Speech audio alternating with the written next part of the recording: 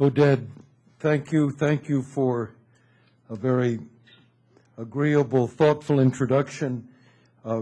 I hope I don't disappoint you this afternoon when I tell you that my ability to describe the strategy of the United States in this very confusing and troubled times is limited. But I will do my best to share with you my assumptions of what is taking place in the region. Before I do so, just to repeat my thanks to this wonderful institute and to express my pleasure, Amos, in being with you, Shimon, Itamar, this afternoon. It's a particular honor to find myself with former Minister Ahrens and to speak to you with the respect I hold for you, sir, your political life, your time in government, your extraordinary contributions to Israel's defense and to the Israeli-American relationship. It's an honor to have a chance to be with you. Ladies and gentlemen, I have a few minutes to set the stage with you this afternoon and perhaps put a few questions on the table. As I approach this period in all our lives, as I look at the region, each time I do, my mind goes back longer than I'd like, over 50 years ago, when I was a student at Princeton and began studying the Middle East. And one of the core texts of the day that Philip Hetty and others who taught us in those times was George Antonius's book about the Arab Awakening. A text that remained with me, that wonderful description of the rebirth of a national sentiment. It comes back because so much in my mind reminds me of what goes on today in the Arab world, of a second awakening, but this time one that is profoundly different. It's not about a national awakening as it is about the introduction of an extraordinary cycle of change which is affecting every nation, every society, its economy, its institutions, even family relationships. And I recognize, as all of you do, that we are literally in the first mile of a very long journey, and we don't know what the outcome is going to be. I think all of us recognize that while there are many common features that link what is occurring throughout the Arab world and affects us, the way this crisis plays out will depend on what happens in each Arab society, nation by nation, element by element. But as I look at the common features, I suspect you would all agree with me in understanding that the way leadership had played its hand much too long in office, no longer legitimate, pretentious, repressive, isolated. The end was coming for some time. We could feel it. We perhaps couldn't predict the right moment. And the people, younger, better educated, restive, but above all, that pervasive sense of humiliation that I came to know, particularly among young and better educated Arabs, Egyptians, particularly in my case, humiliated by their powerlessness on the political arena, humiliated by their own lack of prospects in their economic life, their chances of forging a future. But as I think of these causes in the Arab world and effects, I reflect as well on the impact on my country. It is profound, as it is on Israel, for the awakening will affect the region, the balance of power in the region, and one has to start with the assumption that we are all diminished by it. But in saying that, I come to the general conclusion that what I would have hoped for in my life, that one day the Arab world would find some measure of peace with itself and make again a contribution to human civilization that pertained hundreds and hundreds of years ago. That would not have been possible had the old ways persisted. And while I don't know what the outcome will be, whether this will be a period of tolerance or intolerance, democracy or repression, of populism and state control or liberal economics, a time of peace or a time of controversy, at least it's a time of change. And in change, there does lie an element of hope. As I look today at the Arab world as an American, I find myself typecasting the region into a variety of baskets, if you will. Those nations, I believe, will be stable. I believe the kingdom will be stable, at least for some years. The Saudis will play an extraordinarily important role in this time of change, and the first stresses that the kingdom will feel will be less from the street than it will be from the issues of dynastic succession. There will also be a group of nations that today, while very unstable, will tend to move back because of their history towards stability. Old nations, nations with deeper traditions, Egypt, Tunisia. Egypt, I feel, as I look at it, is the most ancient of all systems of governance in the region, habits that are hard to shake loose, despite the confusing developments of the present. Of course, there is a third category, nations that it's much too soon to predict what will happen. And Itamar will talk to us about Syria, very much at play, but little Bahrain. About others like Algeria, whose time is not immediately at hand, but will come again. And then there will be those who risk being deeply chaotic for years to come, Libya, Yemen. I've spoken in these few moments principally about what lies before us in terms of politics. But then we're wrong to forget there is an economic dimension as well. I'd be wrong not to remind us of it. For as I look at the economics of the region, I remember having lived in it when the promise of Arab socialism began to break down, that deal that was offered in which populations were given a chance to surrender their civic and political rights in return for subsidies, state-guaranteed employment, either in government-owned enterprises or in bureaucracies. That began to break down about the time that Anwar Sadat was president of Egypt, but it played out at different times in other countries. And Arabs moved to correct their macroeconomic environments, to be able to produce new economic orders of greater freedom where interest rates floated, trade regimes opened, government backed out of the economy.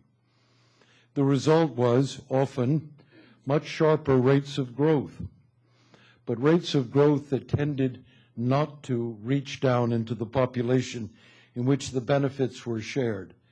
And as we reached these present years, many in societies in the Arab world found themselves shortchanged. No longer were the subsidies available. Education and health was not available in any qualitative sense, and societies felt alienated from those in a two-tiered world appeared to be getting very rich, while others remained hard-pressed. As I look ahead at a really major challenge everyone will face throughout the Arab world, and we will face looking at it, is what to do about this conundrum. For as you sit today and watch Egyptian ministers who brought liberal policies to bear in Egypt, watch them being taken to court, tried for economic crimes still to come, but shortly before us, the children of the president, we're reminded that they will be held accountable for failing to deliver and in occasionally putting in the hands of a few the wealth of the nation. Will Egypt and will other Arab nations turn coat on this period and go backwards into state control, into populism, into subsidies, into unsustainable economic policies? Or will it be possible to reintroduce some element of real competitiveness, of the rule of law, of participation in the economy?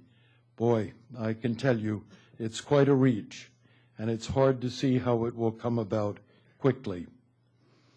We will also face, in this time ahead, a real challenge in discovering what the Muslim Brothers are really about, what the Islamist phenomena is. How do we balance it? How will we participate with it in the awakening that's occurring throughout the Arab world?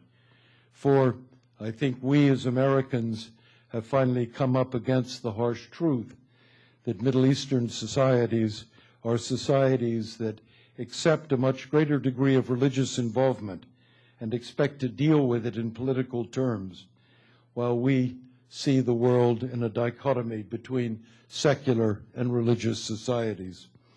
But now we must deal. And who will we be dealing with? The varieties are too numerous to count, from the Nahdas to the Muslim Brothers to their cousins in Jordan and elsewhere, on the streets of Syria and the Salafis in the distance. It's much too early to quite typecast, but we know there is a period of contest in front of us in which conservative social values and hostility towards the United States and Israel will be played out in Islamist politics. And there we're going to have to come to terms. But if my modest experience leads me to one conclusion, is don't throw up your hands. For these people are interested in power and securing their position. There are elements of deep realism among them. There are also fissures and splits. I come, therefore, back to an important observation, and that is what lies ahead for you and what lies ahead for us.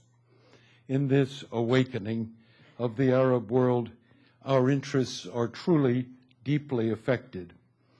They're affected, as Henry Kissinger put it to me a couple of weeks ago, when whimsically he noted, if you can compare this period in the Arab world to the end of the Cold War and the fall of the Berlin Wall, then Frank, he said, we are Moscow. Well, I hope it's not quite as bad as that. I think we have a few more cards to play. But there is an element of truth when you look at the identification of my country with the ancien regimes of the Arab world, of the humiliation that many Arabs feel for the Palestinians, for the record we have established of invaders of Muslim lands. But Americans, in stacking up those debits, forget also the huge assets we have in the region and continue to bring to the table a perception of capability, a military power, an economic power, a cultural presence, all of which are known and respected throughout the Arab lands, and in a time of confusion and change are both needed and wanted. And so before us as Americans lie real choices, but it presumes a strategy. Those choices must include listening. We have much to learn from these changes that are afoot, much to learn from the new actors, including the Muslim Brothers.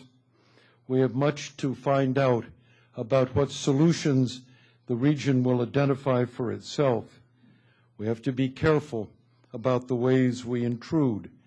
We've got to be very clear that there are sacrifices, not big economic ones like Marshall Plans, for which the United States has neither the money nor the appetite, but short-term to make sure the central banks don't run out of money in those nations like Egypt, like Tunisia, where tourism and other industries are not successful and won't be for a while, where foreign exchange revenues are falling off, where liquidity in the banking systems will be short, to make certain that there are swap arrangements in place, food for the larder, commodity exchanges, things that will help start an economy again and moving.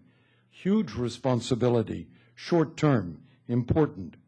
And in the long run, how do you serve as Americans can, and I believe as an investment banker, a catalyst, bringing together the considerable sums of capital both within and outside the Arab world that can be put to a longer purpose. We have a role to play as well in thinking through and being associated in a quiet way with the development of democratic alternatives. Our private sectors are looking at those choices right now, but not enough. We finally have a huge responsibility to make it absolutely clear to the new Arab partners there are red lines.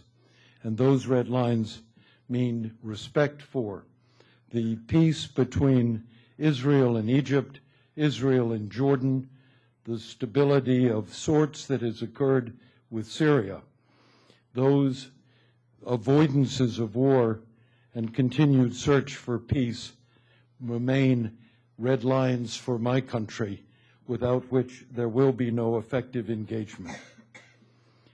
I look, therefore, at the time immediately ahead. I know that this region has a long history of reaching crossroads and then pausing and continuing on without making turns, for at those moments the alternatives, the right and left-hand turns, appear to be more dangerous, more difficult, and the old road, however stony, is easier to travel. There's no doubt in my mind that we have reached such a crossroads now in this region, in this time of a second Arab awakening, and a huge change is occurring that affects our interests and it affects yours, even if it's uncertain in its outcome where we will all be. We have to be ready to adapt. Do we want to let this period pass without taking advantage of it? Do we really want the next generation of Arab leaders to fall into the bad old ways and habits of thinking about us and about you in Israel? Or do we want to try to affect the way they perceive us and the kind of partnerships that are potentially open? I'd like to think that we really ought to pause this time, and before we reject the crossroads, think through what we can do to make a difference. We have our interests, they are affected. And I'd like to argue that whether the region becomes democratic and repressive, liberal or populist, stable or unstable, we can make a difference. You and in Israel and we in the United States will reach our own conclusions. We will come up with our own assessments of the choices that lie before us. But I'd like to think that we can reach those assessments, come to those conclusions together. For openers, it seems to me that it makes a great deal of sense for us to join forces in thinking what's going to happen ahead, to deciding what our red lines will be and how best to communicate them, how to prepare for the changes, even fallback positions in the event that matters go wrong.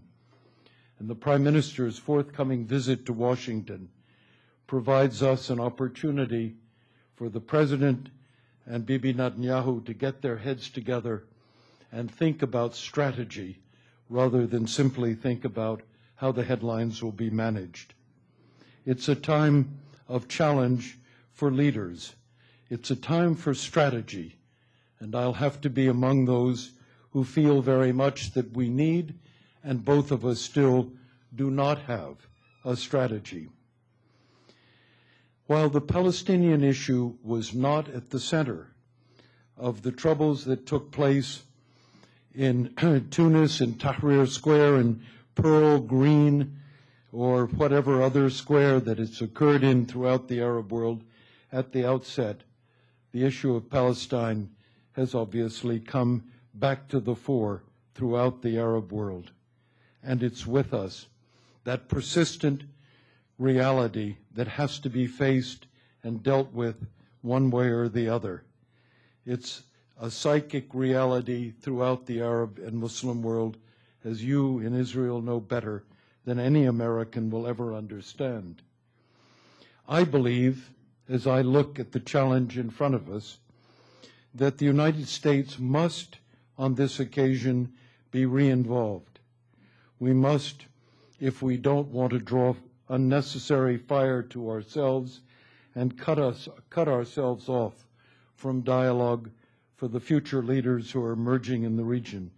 We've got to be involved, ready to take initiatives, if only to stabilize our relations with old friends like the Saudis, on whom we will depend very heavily as they play their cards and attempt to make peace or preserve stability in the Yemens, the Iraqs, and elsewhere.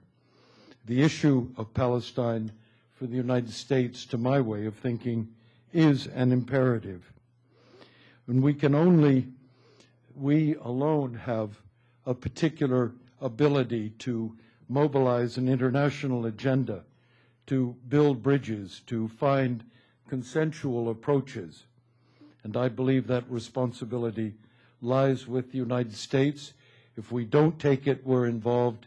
If we take it, we're involved as well. Of course, you will make your own decisions, as we will, and we will do so in the light of very troublesome realities. We in the United States have elections coming up. You have the difficulties of your politics. The Arab world is are lands of shifting sands, to say the least, and the Palestinians are included. We are heavily, in the United States, distracted by debates over our budget, over Afghanistan, over the future of our commitments even in Iraq.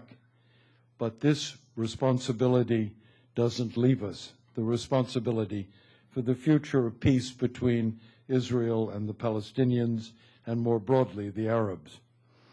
We have September approaching very rapidly. And are we going to sit back and let it come and let the General Assembly pass a vote that has no particular useful outcome? Is it not possible that we can't together think through an alternative narrative to the creation of a state that will have no capital, no borders, and no stable relationship with its principal neighbor? Is there no better narrative that can be developed and put into play?